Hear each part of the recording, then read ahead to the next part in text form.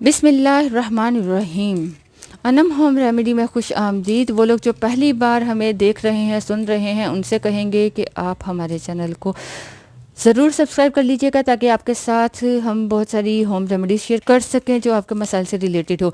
आज बात करते हैं वो लोग जिनके आईब्रोज़ के हेयर बहुत ही कम हैं, पतले हैं, तो कैसे आप अपने आईब्रो के बालों को या आईलैशेस के बालों को घना बना सकते हैं। सिर्फ यही नहीं, आप अपने सर के बालों पर भी इस रेमेडी को यूज़ कर सकते हैं क्योंकि ये हेयर ग्रोथ के लिए है, बालों को थिक और मजबूत बनाने के लिए है। तो इस रेमेडी को बनाना बताते हैं।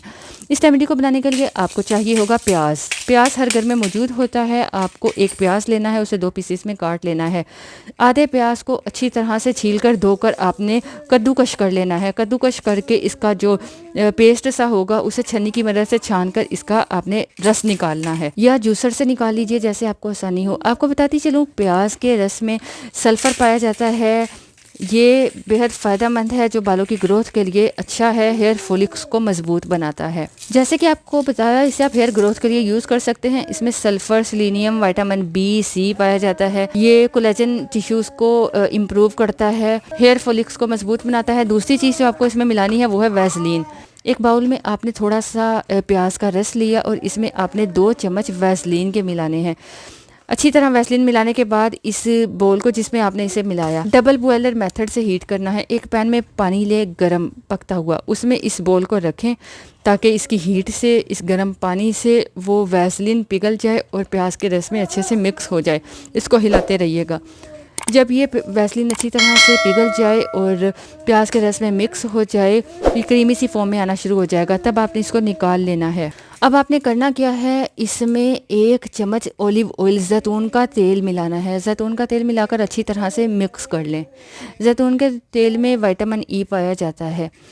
इसके अलावा आप इसमें 2 से 3 कतरे विटामिन ई के भी मिला लें। अगर नहीं है तो 1 विटामिन ई कैप्सूल मिला लीजिएगा। इसको अच्छी तरह से मिक्स करें। मिक्स करने के बाद ये क्रीमी फॉर्म में आ जाएगा। ये वो क्रीम है जिसे आप अपने आईब्रोज पे लगाएंगे। चाहे तो एयर स्टिक की मदद से लगा लीजिएगा, चाहे आप जो आपका मस्कारा ब्रश होता है उसकी मदद से लगा लीजिएगा, और अपनी आई लैशेस पे भी लगा सकते हैं। इससे आपकी जो आई लैशेस और आईब्रोज घनी होंगी, मजबूत होंगी। इसको रोजाना रात को सोने से पहले अप्लाई कीजिएगा और अपने एक्सपीरियंस को हमारे साथ शेयर कीजिएगा। 1 हफ्ते में बहुत ज़बरदस्त रिजल्ट मिलेगा।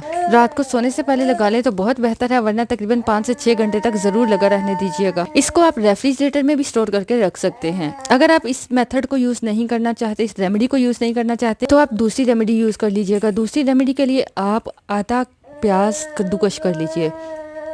कद्दूकश करने के बाद इस प्याज को एक पैन में मिलाएं। तकरीबन 2 चम्मच आप कद्दूकश किया हुआ प्याज लें और इसमें 2 चम्मच ही जैतून का तेल मिलाकर हल्की आंच पर अच्छी तरह से पकाएं ताकि प्याज का सारा जो असर है वो जैतून के तेल में निकल आए। इसको पकाने के बाद आपने आंच को बंद कर देना है और इस प्याज को आपने छन्नी की मदद से छान लेना है, स्ट्रेन कर ले। इस ऑयल को अलग कर लीजिएगा। ये ऑयल आपके बालों की रीग्रोथ के लिए बहुत फ़ायदेमंद है। आईब्रोज पे, आप हेयर सर के बालों पे भी लगा सकते हैं। ये रेमेडी ऐसी है जिससे अगर आप इस्तेमाल करोगे तो बाकी रेमेडीज़ को भूल जाओगे।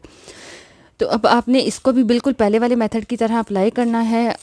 इससे आपको बहुत अच्छा रिजल्ट मिलेगा, लेकिन आप इसमें विटामिन ई ऑयल या विटामिन ई कैप्सूल भी मिला लीजिएगा। इस ऑयल को स्टोर करके भी रख सकते हैं और इसे अगर आप बालों पे लगाएं तो जड़ों पे अच्छी तरह से लगाइएगा। लगाकर आप छोड़ दीजिएगा, 1 घंटा ज़रूर लगा रहने दीजिएगा, वरना रात को लगाएं और सुबह धो लें।